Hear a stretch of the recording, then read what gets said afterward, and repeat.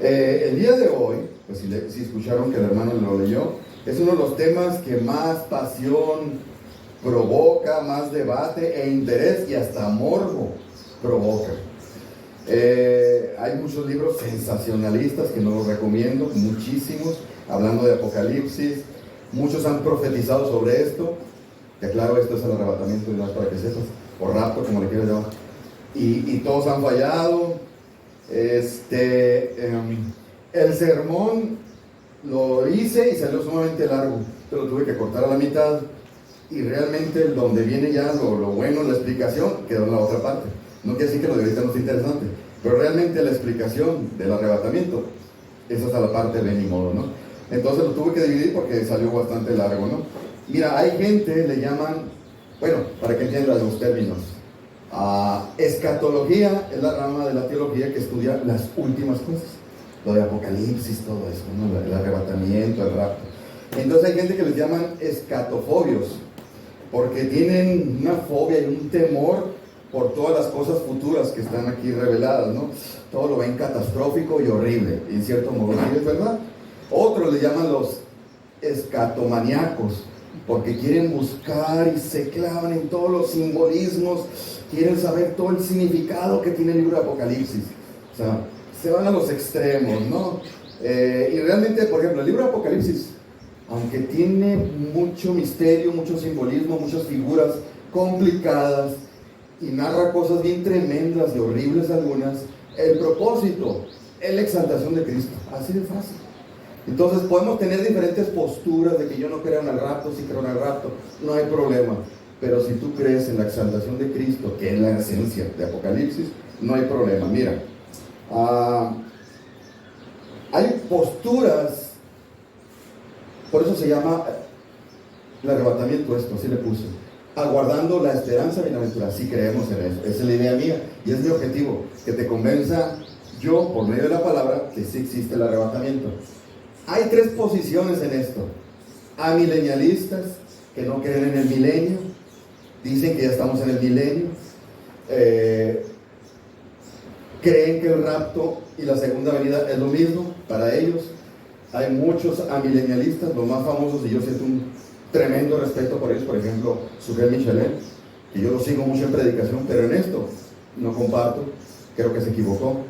Es pro, famosísimo, sus libros son los que más me encantan, pero creo que están equivocados. Postmilenialismo, supuestamente ellos ven la segunda venida de Cristo después del milenio, cosa que no es posible, pero bueno.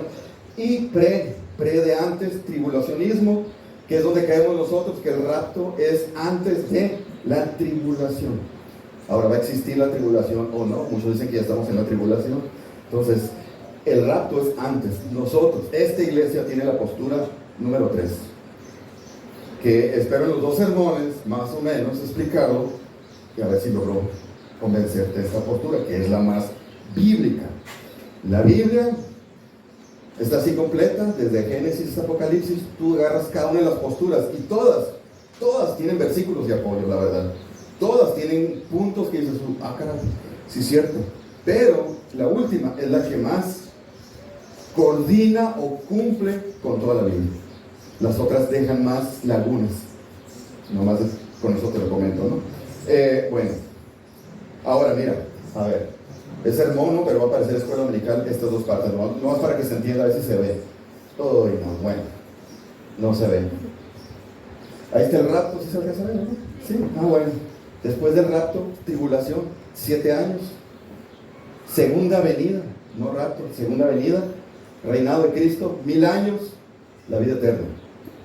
Así, rapidito. Esa es la posición de nosotros. A ver, más claro. La flechita de abajo, ¿qué es? Vino Cristo, tomó humanidad. La cruz, crucificado. Hacia arriba, ascendió. Tiempo de la iglesia, rapto. Sí, porque viene Cristo y nosotros subimos en las nubes y nos lleva. No es segunda venida. No viene a la tierra Cristo, como muchos se quieren burlar de nosotros. No, Cristo viene por su iglesia. La tribulación, ya no está la iglesia. Por eso es una esperanza bienaventurada. Tribulación, 7 años, juicios. Ahora sí, segunda venida, al final de la tribulación, 1000 años de reinado con Cristo, cielos nuevos, tierra nueva. Así, esa es la posición de nosotros. Creemos que es la más bíblica. ¿Sí? Así nomás para que, por eso se llama pretribulacionistas. Muy bien.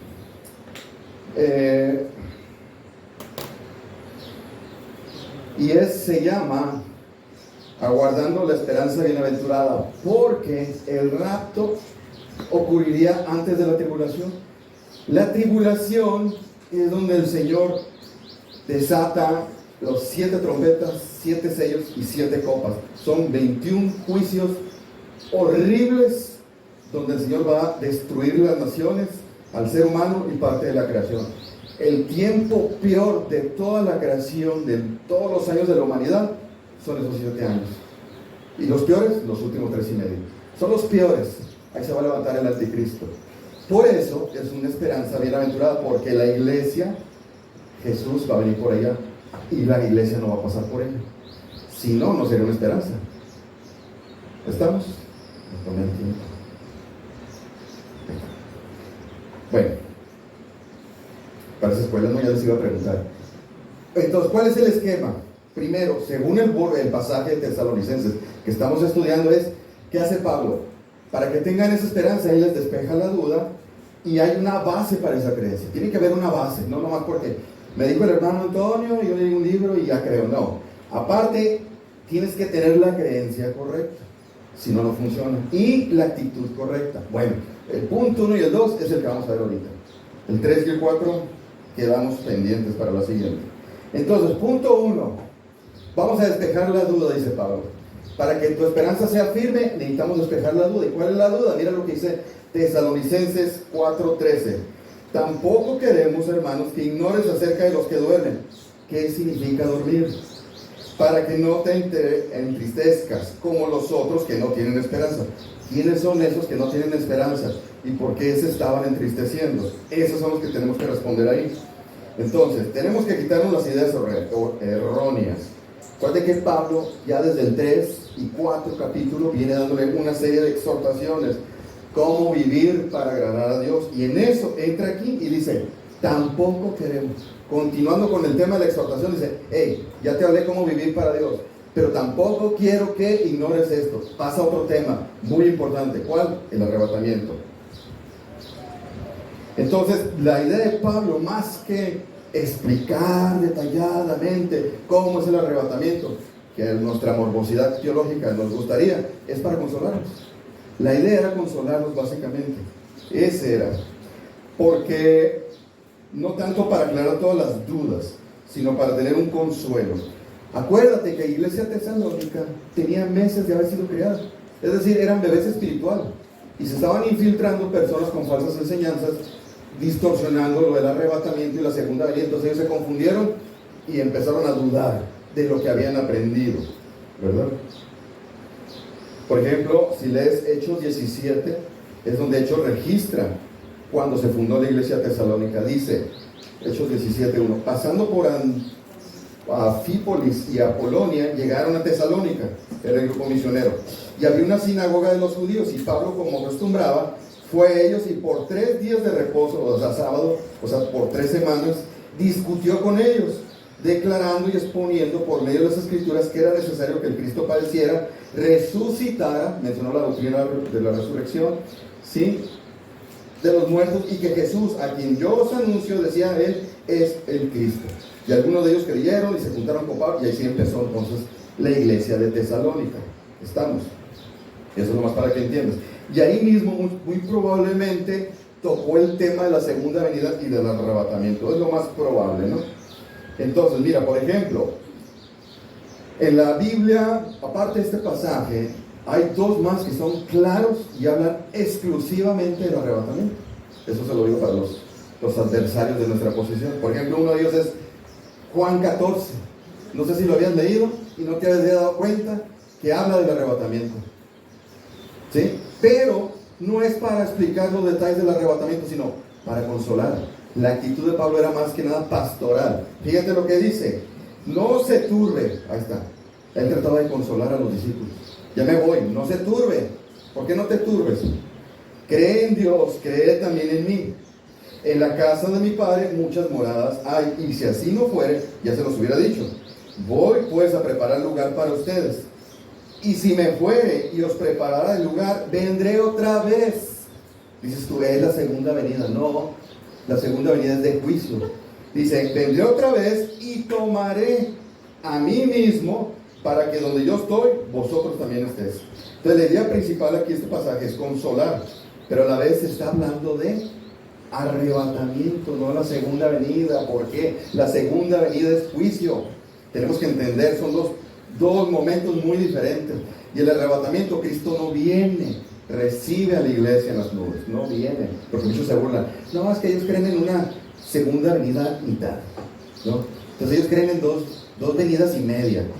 Se burlan de nosotros, ¿no? Porque no entienden, no saben interpretar estos pasajes. Estamos, mira el otro, Corintios 15, muy conocido este. Les digo un misterio, dice. Acuérdense que un misterio era algo que aún en el antiguo y cuando estaba Cristo no se había revelado totalmente. Había una nube ahí y no se entendía completamente. Entonces, ya en el Nuevo Testamento se da más luz y se devela ese misterio. El arrebatamiento era un misterio, aún para cuando estaban en el tiempo de la iglesia, que este es Corintios. Dice, no todos dormiremos. ¿Qué significa dormir? Pero todos seremos transformados. ¿Qué es transformados? Cuerpo glorificado. Dice, en un momento, en un abrir y cerrar de ojos, al final de la trompeta, porque se tocará trompeta, y los muertos serán resucitados. Está relacionando resucitados con transformados. ¿Entendiste? Incorruptibles, y nosotros seremos transformados. Está hablando los muertos y los que estén vivos. En un abrir de ojos seremos resucitados. ¿Cuándo es eso? No es la segunda venida. La segunda venida es juicio. Dice, porque es necesario que esto corruptible se vista de incorrupción, es decir, lo físico en cuerpo resucitado, esto mortal en inmortalidad. Cuando esto es corruptible se haya vestido de incorrupción, esto mortal se haya vestido de inmortalidad. Entonces se cumplirá la palabra que está escrita, sorbida es la muerte en victoria. Dice, ¿dónde está, oh muerte, tu aguijón? ¿Dónde sepulcro tu victoria? Ya que el aguijón de la muerte es el pecado y el poder del pecado la ley. Y lo dice, ¿dónde está el consuelo para que veas? Más gracias sean dadas a Dios, que nos da la victoria por medio del Señor Jesucristo. ¿Sí? Así que, hermanos míos, amados, estad firmes y constantes creciendo en la obra del Señor. Ahí está el consuelo. O sea, va a haber un arrebatamiento, que es algo muy bueno para la iglesia, pero la idea es consolarnos. Lo mismo que en Tesalonicenses, ¿verdad? Es más, y si te diste cuenta, desde que estamos estudiando Tesalónica, a los primeros capítulos hay una mención muy sutil del arrebatamiento. No la puse, pero vete a primera de Tesalonicenses 1, 9 y 10. Ve lo que dice ahí. Ve lo que dice ahí. Dice primera de Tesalonicenses 1, 9 y 10. Porque ellos mismos cuentan de nosotros la manera en que nos recibiste. Está hablando el testimonio de los de fuera. ¿Cómo te convertiste de los ídolos a Dios para servir a Dios vivo y el verdadero? Y esperar de los cielos a su Hijo, el cual resucitó de los muertos, a Jesús, quien nos librará de la ira venidera. ¿Cuándo es eso? El arrebatamiento. ¿Cuándo nos va a librar de la ira? En la tribulación. No puede ser después, porque ya hubiera pasado la tribulación. No nos libraría, tiene que ser antes. Ese sentido común es la lógica, ¿no? Más adelantito, primera de Tesalonicenses 3:13. Mira lo que dice. Para que sean afirmados vuestros corazones, nuevamente, dar consuelo. Irreprensibles en santidad delante de Dios nuestro Padre, en la venida de nuestro Señor Jesucristo, con todos los santos. En la segunda venida no viene con los santos, viene a juzgar. ¿Cuándo viene con los santos? En el arrebatamiento. ¿Sí? Entonces ellos estaban confundidos y asustados porque había una ignorancia y estaban tristes por todas las enseñanzas malas que estaban pasando, aparte que había persecución y tribulación. Y ellos decían, pues ya estamos en la tribulación, ya vino el Señor entonces ya estamos en el periodo de la tribulación, ya no me falta la segunda venida. Entonces estaban tristes porque estaban pasando por la tribulación, pero la iglesia no va a pasar por la tribulación. ¿Sí? Fíjate, y en la segunda carta de Tesalonicenses, Pablo confirma lo que estoy diciendo, que habían entrado personas metiendo falsas enseñanzas. Dice 2 Tesalonicenses 2, del 1 al 2. Pero con respecto a la venida de nuestro Señor Jesucristo, está diciendo venida, no importa, no está hablando de la segunda venida, está hablando del rapto. Y nuestra reunión con Él, os rogamos, hermanos, que no se dejen mover fácilmente de vuestro modo de pensar. Es decir, que no vengan y les cambien esa idea, tranquilos, van a llegar gente con otras ideas. No os conturbéis ni por espíritu, ni por palabra, ni por carta, como si fuera nuestra, en el sentido de que el día del Señor está cerca, y que nadie los engañe de ninguna manera, porque no vendrá sin que antes venga la apostasía. ¿Sí? ¿Cuándo es eso de la apostasía? En la tribulación. Entonces está dando a entender que el rapto es antes de la apostasía. La apostasía es cuando se levante el anticristo, que es en el periodo de la tribulación de los 7 años, y se manifieste el hombre de pecado, el hijo de perdición, el anticristo, ¿verdad? Entonces ellos decían: oye, espérate, Pablo, esta gente que viene aquí nos está diciendo que ya vino el Señor y que estamos en los tiempos de la tribulación. Mira cómo nos está yendo.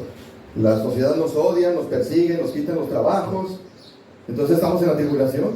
Entonces ya vino, nos perdimos el arrebatamiento. O si realmente nosotros pensáramos, ¿cómo estaríamos? Tristísimos. O sea, ya se fueron los hermanos y nos quedamos aquí. ¿Qué va a pasar? Nos toca todos los juicios. Horrible. Pues expectación, ¿verdad? Entonces, por eso Pablo les dice que eso que están pasando no tiene nada que ver con la tribulación. Dice 1 Tesalonicenses 3 a 4. 1 Tesalonicenses 3 a 4.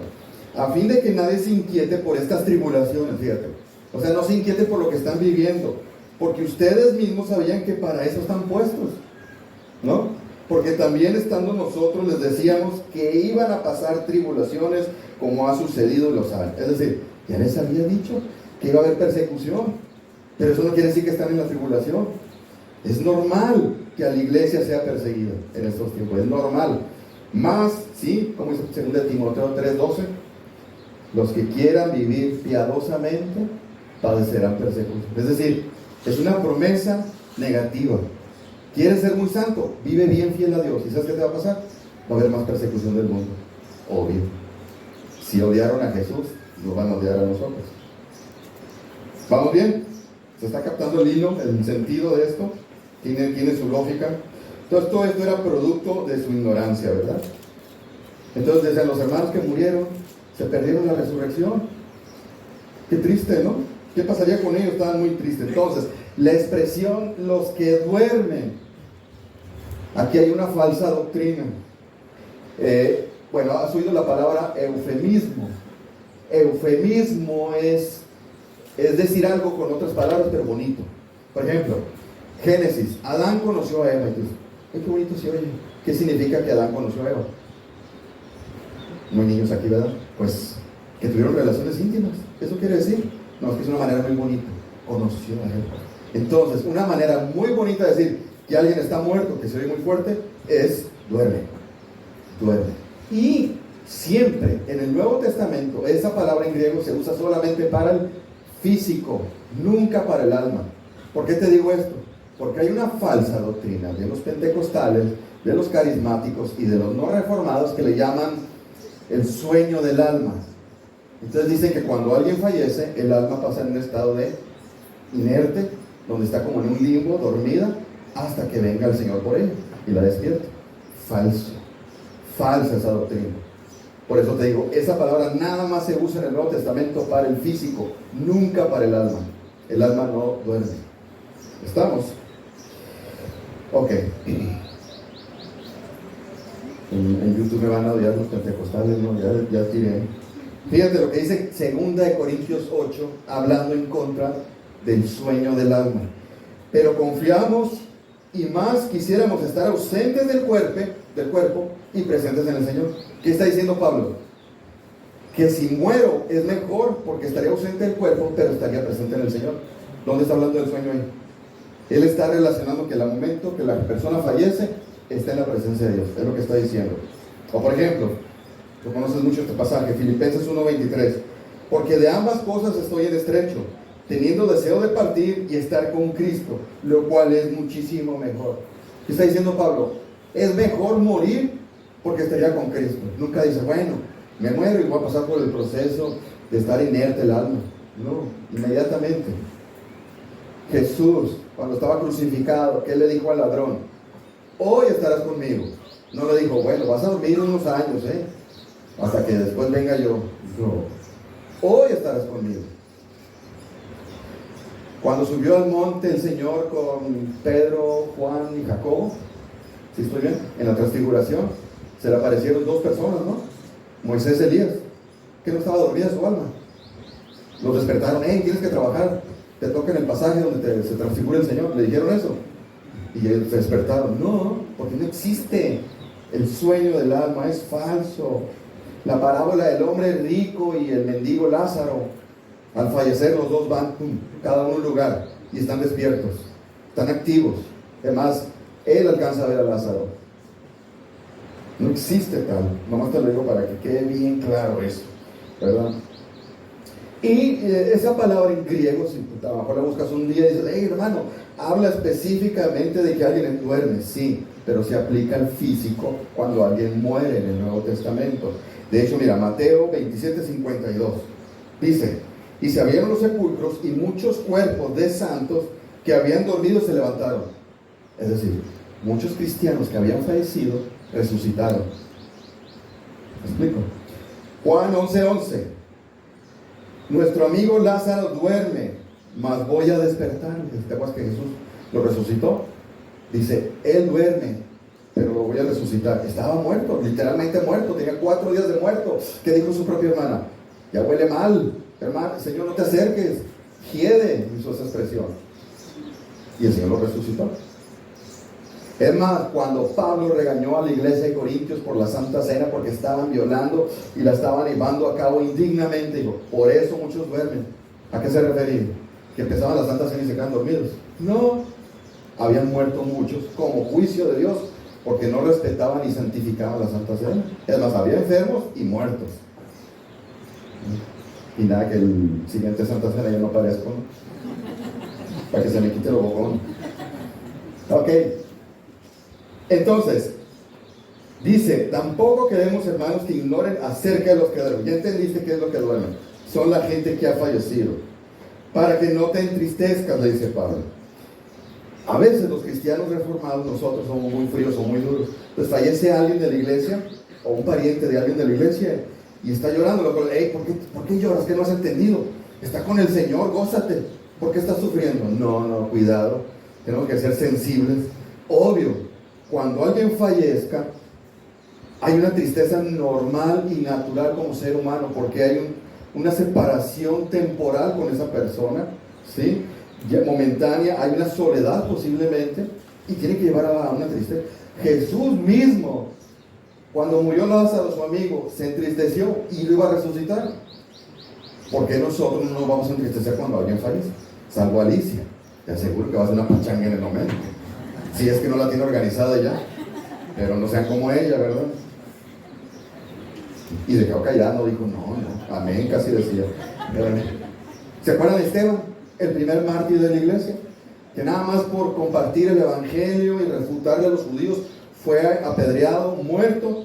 Dice Hechos, y los hombres piadosos, fíjate, o sea, hombres fieles, llevaron a enterrar a Esteban e hicieron gran llanto por él. Entonces ya estaba con el Señor, ¿por qué lloraron? Porque falleció un hermano, ¿verdad? Ok, entonces, ¿pero qué significa la expresión no tienen? Los otros que no tienen esperanza. ¿Qué significa los otros no tienen esperanza? ¿Qué significa? Es fuerte, pero se refiere a todas las personas del mundo que en realidad no han nacido de nuevo. Así. En pocas palabras, todas las personas que no han nacido de nuevo, no estoy diciendo que no vienen a la iglesia, porque en la iglesia hay gente que no ha nacido de nuevo. Todas las personas que no han nacido no tienen esperanza. Entonces les dice Pablo, ustedes no sean como ellos. Ellos no tienen esperanza, por eso deberían estar tristes. Pero tú sí tienes esperanza, así que no te pongas triste. Es lo que les está diciendo. Las personas del mundo, aunque no lo saben, no tienen esperanza alguna. ¿Sí sabías eso? No tienen esperanza alguna las personas del mundo. No, yo, un arminiano, ahorita se iba a ofender muchísimo conmigo, no, si me oyera, ¿no? Pero mira lo que dice Juan 3:18. La gramática es importante. Mira lo que dice Juan 3:18. El que en él cree, o sea, el que cree en Jesús, no es condenado. Está hablando en presente. Pero el que no cree, ahorita, ya fue condenado en pasado, Dios. Porque no ha creído en el nombre del unigénito. ¿Te fijas? La persona que no cree actualmente ya está condenada, no tiene esperanza. Ahora, claro, hay un paréntesis, ya sé que me vas a decir, siempre y cuando no sean de los escogidos. Como yo no sé quiénes son los escogidos y veo que alguien rechaza el evangelio, yo no lo voy a condenar. Yo no voy a decir esa hombre no tiene esperanza, no, porque hasta que esa persona fallezca, para mí se acaban las esperanzas de esa persona. Pero hay personas que ya están condenadas, ya no saben el libro, no son de los escogidos, nunca se van a arrepentir jamás, así escuchen 1,000,000 de veces el evangelio, nunca. Así, no tiene, es tristísimo eso, pero es la verdad, ¿verdad? Es muy desalentador. Es más, nosotros estuvimos en ese grupo temporalmente, nosotros. Dice Efesios 2:12. En aquel tiempo, antes de ser creyentes, estaba sin Cristo, alejado de la ciudadanía de Israel y ajenos a los pactos de la promesa, y sin esperanza. Tremendo. Y sin esperanza. Hasta se ve oscuro, ¿no? Entonces, pero los creyentes somos todo lo contrario. ¿Te acuerdas cuando David pecó con Betsabé? Ella salió embarazada. Entonces tardó casi un año en confesar su pecado. Dijo, él debió haber muerto, porque ese pecado de adulterio era para que hubiera muerto. La ley mosaica decía que tenían que lapidarlo, pero no pasó así, porque Dios tuvo misericordia de él. Más sin embargo, el castigo fue que iban a venir una serie de persecuciones, le iban a quitar el reinado, su propio hijo lo va a perseguir y su hijo iba a fallecer. ¿Sí? ¿Te acuerdas qué pasó? Él clamó, oró, ayunó, se tiró al piso, lloró y el niño murió. ¿Y qué pasó? Entonces cuando le dieron la noticia de que el niño murió, cambió, se levantó alegre, fue a desayunar, se lavó, se rasuró y todos, porque ahora está contento y antes estaba triste. Si le dimos la noticia de que falleció, ¿por qué? ¿Por qué crees tú? Todo lo contrario, la esperanza. Fíjate lo que dice a lo último, fue en 2 Samuel 12, dice, y él respondió, viviendo aún el niño, yo ayunaba y lloraba, diciendo, ¿quién sabe si Dios tendrá compasión de mí y vivirá el niño? Mas ahora que ha muerto, ¿para qué ayuno? Ya no puedo hacer nada con la gente que ha fallecido. ¿Podré yo hacerle volver? No, yo voy a él, mas él no volverá a mí. Es decir, había una esperanza de que iba a ver al niño. Esa es la esperanza que tenemos. Nosotros nos vamos a ver allá, pase lo que pase, pase lo que pase. Nosotros, los creyentes. Obvio, dices tú, aquí entra una doctrina de los infantes, donde la gracia de Cristo cubre a cierto grupo de infantes cuando no tienen el raciocinio de que necesitan un Salvador. Ahí los cubre la gracia, y cuando un niño muy pequeño fallece, va a la presencia de Dios. Cuando ya el niño tiene noción de que puede ser un pecador, ese niño necesita un Salvador. ¿Cuándo es esa edad? La Biblia no lo dice, todo depende de la persona.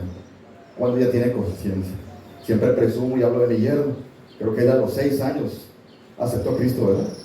Más o menos, por ahí, más o menos. Yo a los 6 años estaba, pero sí, tapado, ¿no? Es depende de la capacidad de la persona, ¿no?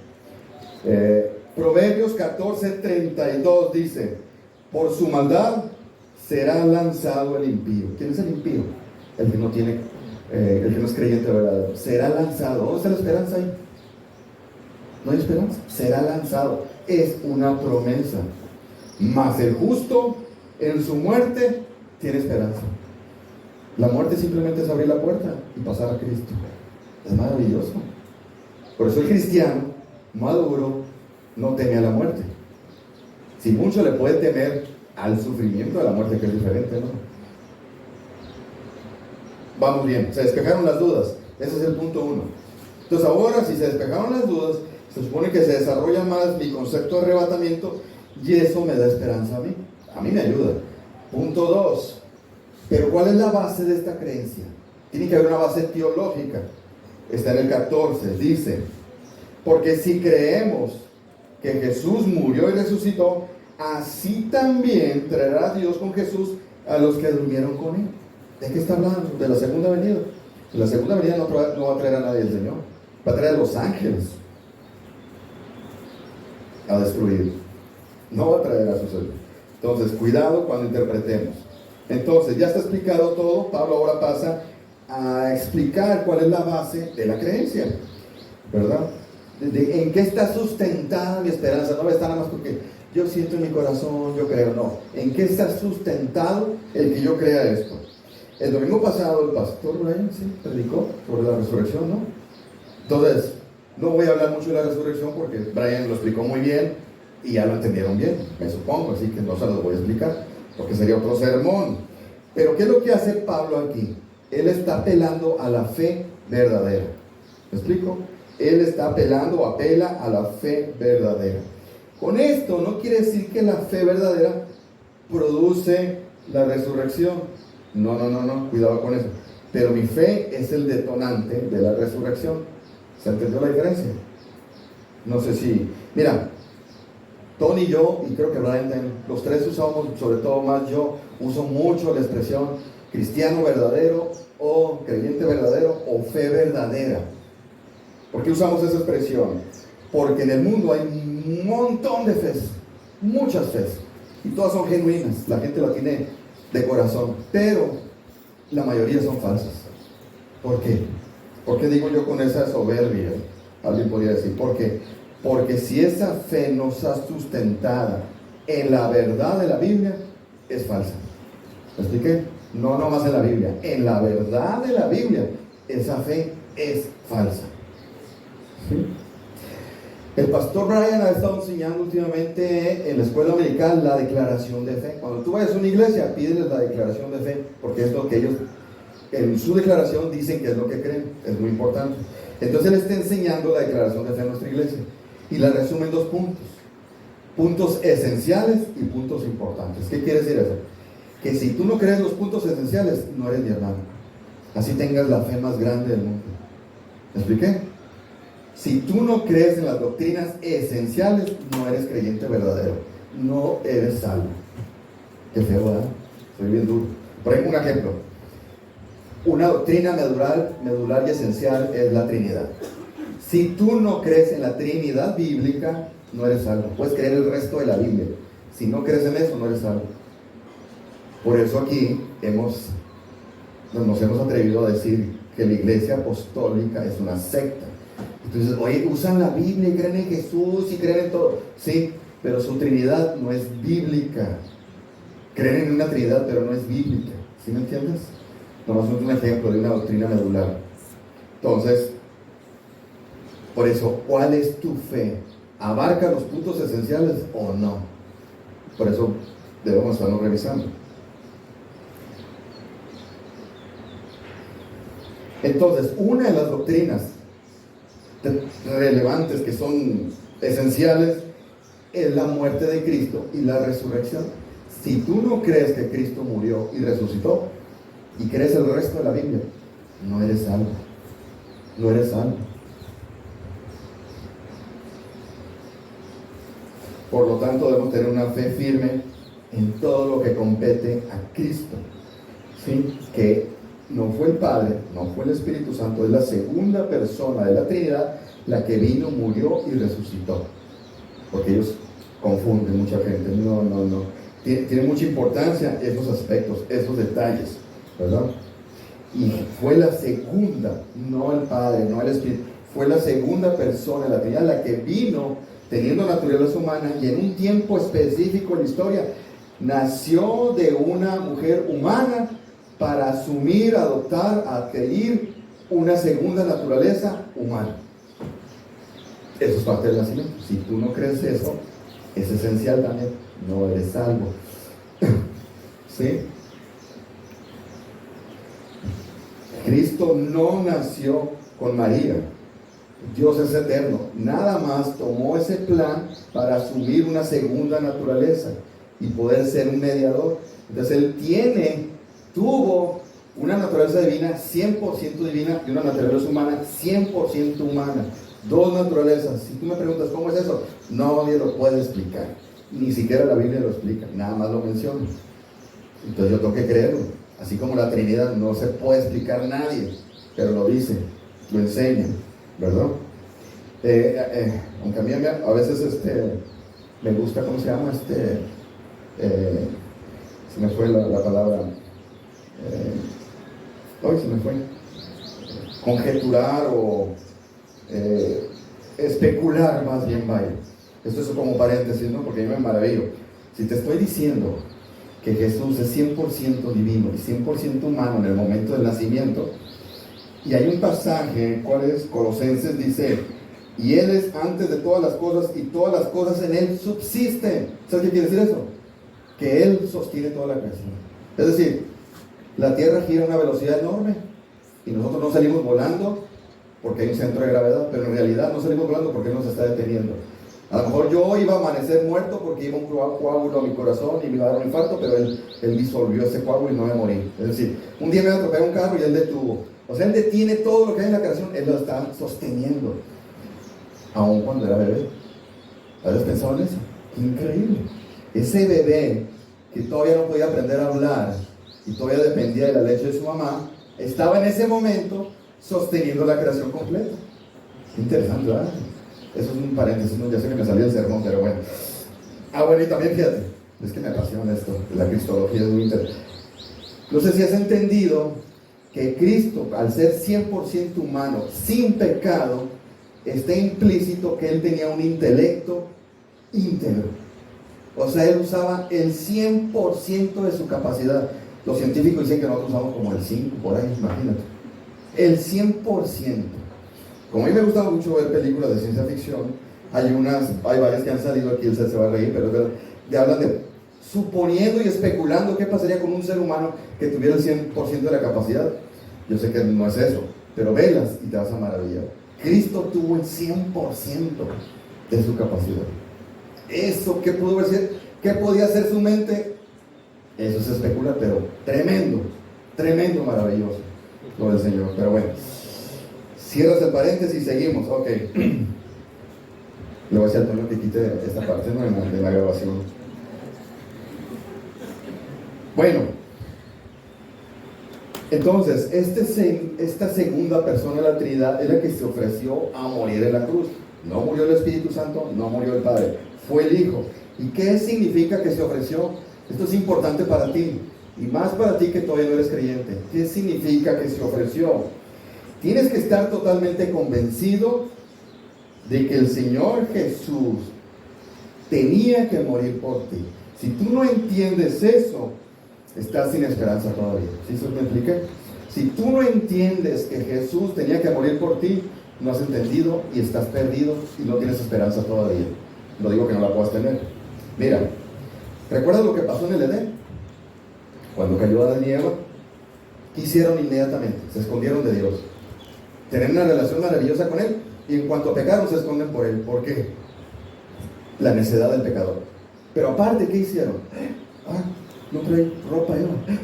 Adán no trae ropa. Y se dio vergüenza. Ya tenían rato juntos, hombre. ¿Cuál es el problema? Y se hicieron delantal de hojas. ¿Y qué pasa? El Señor los encuentra, los busca y les quita esa ropa y les da túnicas de piel, porque era la moda ahí en el Edén. Y tú dices, pues tiene mucho simbolismo. ¿De dónde salió esa piel? Un animal.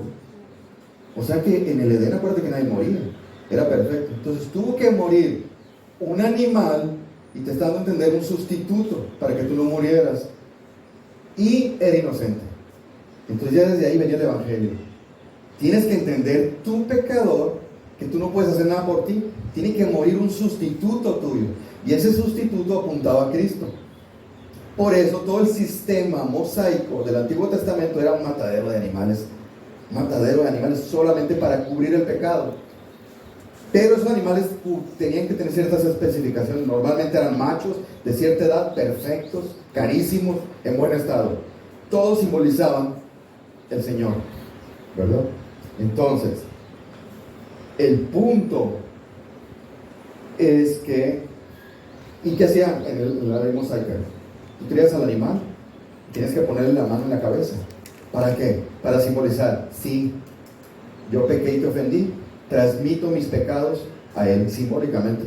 Y el animal tenía que morir degollado, un espectáculo horrible. Ve videos en YouTube para que veas, todavía hacen esos sacrificios allá en el oriente.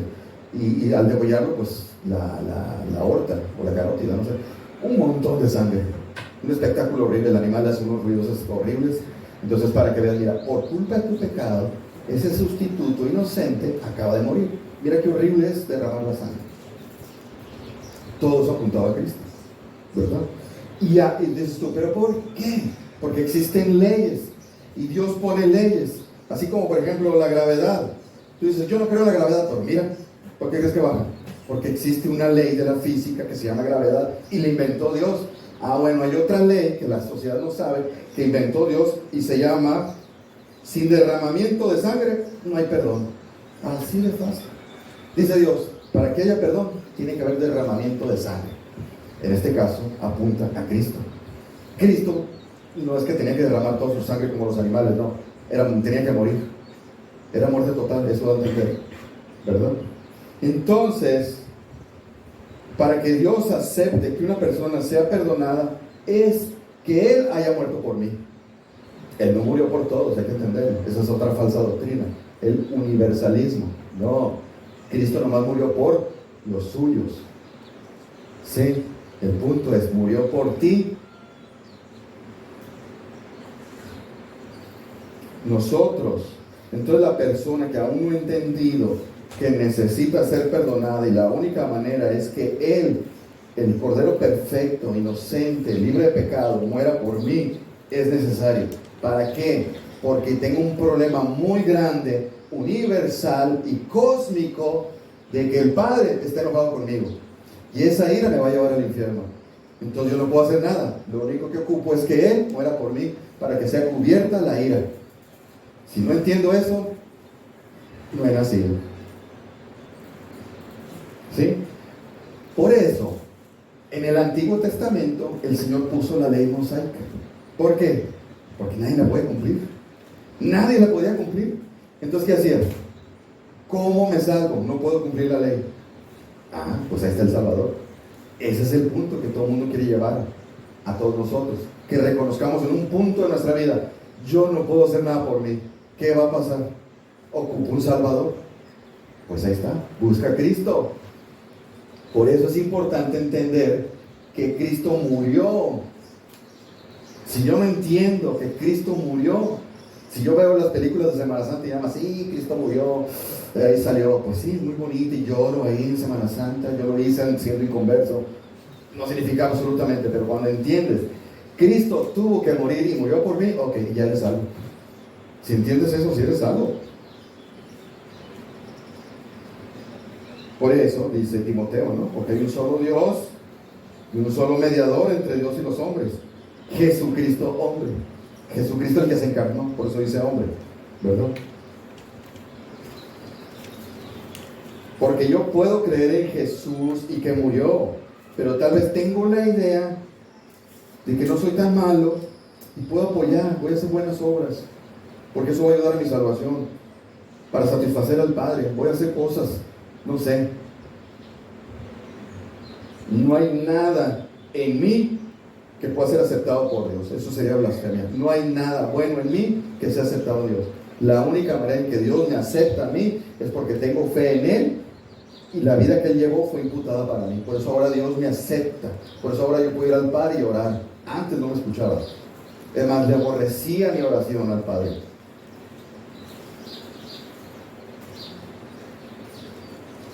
¿Vamos bien? Entonces, a ver si se está aclarando. Jesús tenía que morir. ¿Por qué tenía que morir? Y tenía que resucitar. Miren lo que dice Hebreos. Así que, por cuanto los hijos participaron de carne y sangre, es decir, eran humanos, así también Él participó de lo mismo. Es decir, tomó naturaleza humana. ¿Para qué tomó naturaleza humana? Para destruir por medio de la muerte. Es decir, Él tenía que morir para destruir a la muerte, al que tenía el imperio de la muerte, esto es el diablo, y librar a todos los que por el temor de la muerte estaban durante toda la vida sujetos. Entonces Jesús tenía que morir forzosamente y resucitar. Entonces, el arrebatamiento está ligado con esto, fíjate, no sé si todavía me estoy entendiendo. Está ligado, por eso vamos, ahí vamos. Mira, te voy a dar otro pasaje más claro.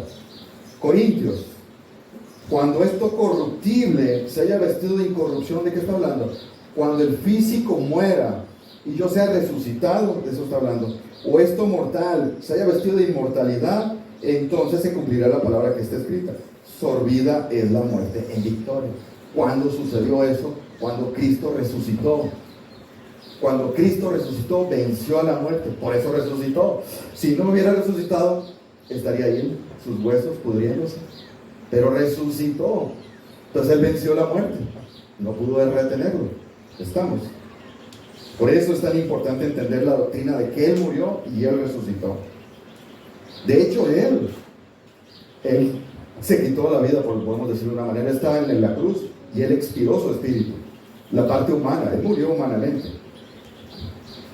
De hecho, Juan 19:30 dice: cuando Jesús hubo tomado el vinagre, dijo: consumado es. Bueno, ya cumplió, se cumplió todo. Y habiendo inclinado la cabeza, entregó el espíritu.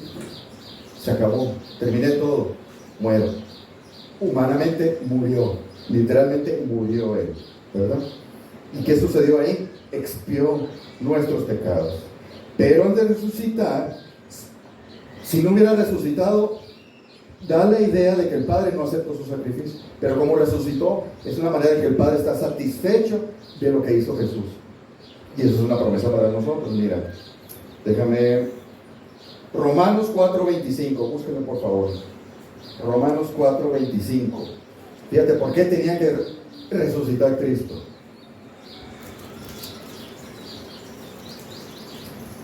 Romanos 4:25. El cual fue entregado por nuestras transgresiones, está hablando de Jesús, y nuestros pecados, y resucitado ¿para qué? Para nuestra justificación. Si Jesús no hubiera resucitado, no seríamos justificados. Si yo no soy justificado, no hay arrebatamiento, me quedo, no hay esperanza. Pero como si soy justificado, hay esperanza, porque voy a ser arrebatado. Estamos. 1 Corintios 6:14. 1 Corintios 6:14. Y Dios, que levantó al Señor, está hablando de que lo resucitó, también a nosotros nos levantará con su poder. Ahí está la promesa. Como Jesús resucitó, es una promesa que también a nosotros nos va a resucitar. ¿Cuándo? En el arrebatamiento. Segunda de Corintios 4:14. Segunda de Corintios 4:14. Sabiendo que el que resucitó al Señor Jesús, o sea Dios Padre, a nosotros también nos resucitará ¿con quién?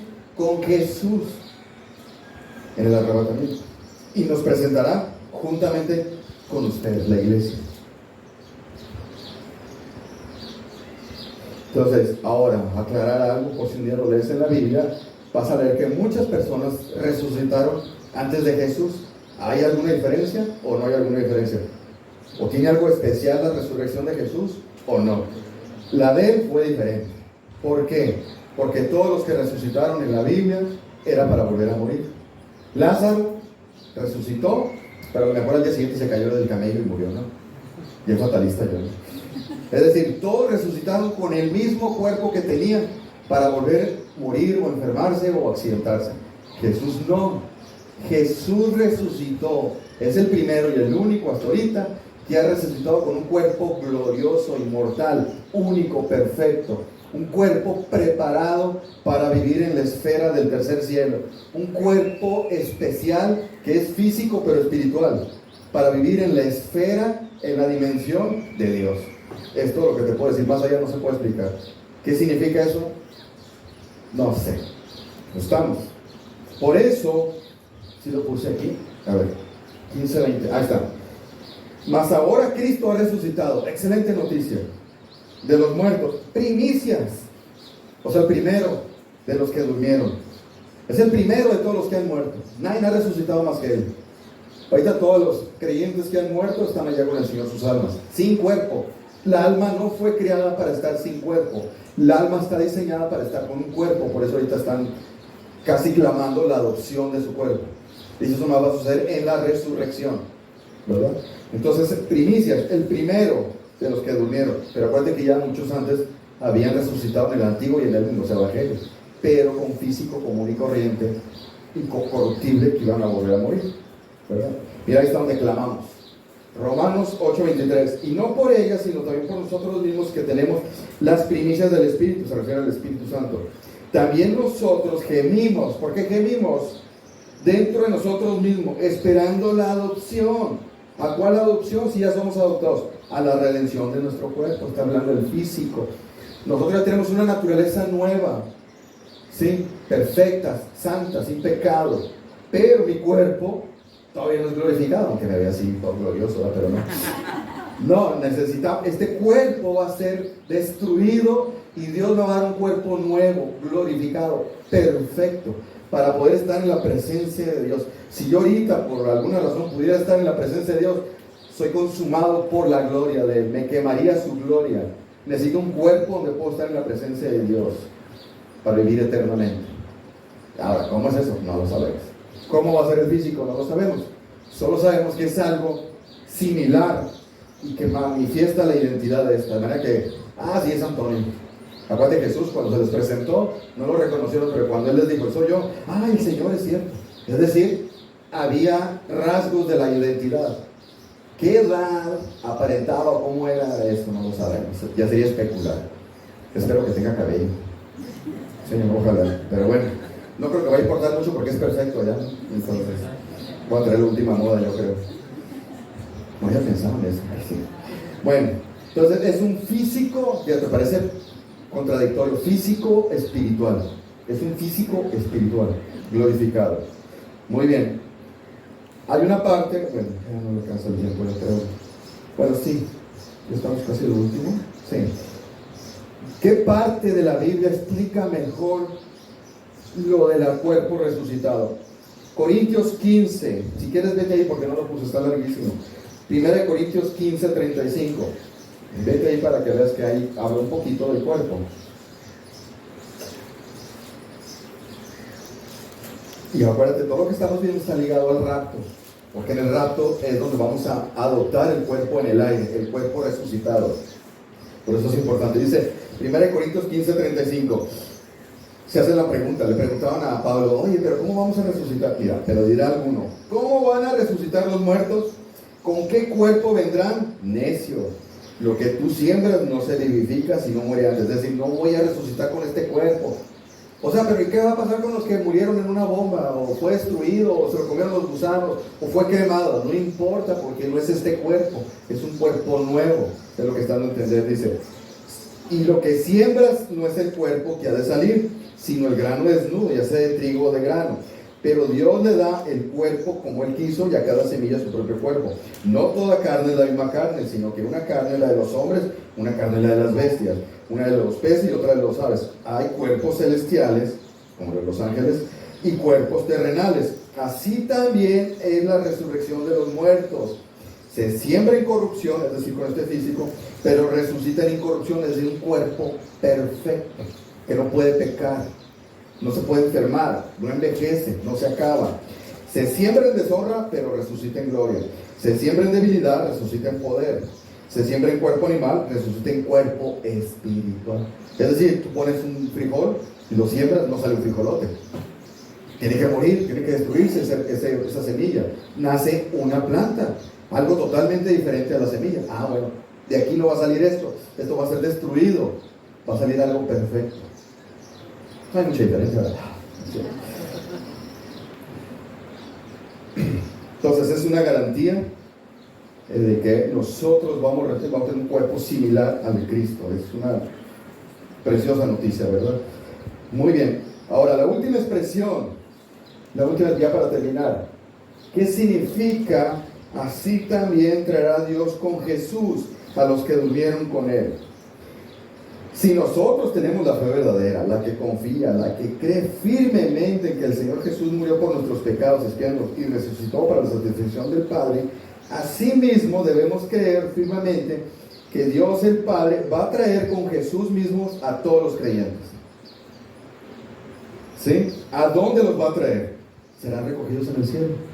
Las personas que murieron ya en Cristo serán resucitados en el aire con su cuerpo nuevo. El alma que está en el cielo vendrá y le darán un cuerpo nuevo. Nosotros, si es que estamos vivos aún, seremos arrebatados en el cielo en un abrir y cerrar de ojos con un cuerpo nuevo.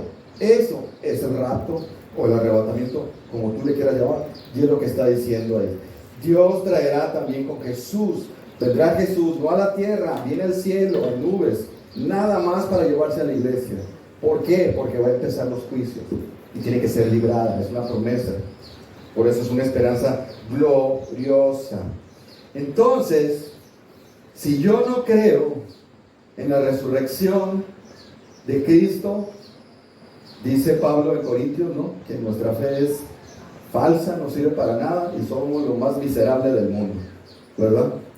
Entonces, el creer en esto, esta es la base de nuestra creencia, creer que Cristo murió por mí y yo soy salvo, y que Cristo resucitó porque el Padre fue aceptado el sacrificio de Cristo, y vendrán nada más a los cielos a recoger a los muertos suyos y a la iglesia, y en ese instante, en un abrir de ojos, seremos resucitados. Hasta ahí. Después viene lo demás, explicaremos lo demás. ¿Estamos? ¿Está muy complejo? ¿No? Vamos a hablar por el